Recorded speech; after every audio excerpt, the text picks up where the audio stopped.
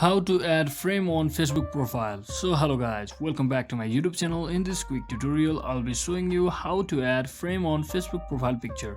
So first thing, simply open up your Facebook application, and once you're inside here, just tap on this your profile icon at the top right and just then select on your name.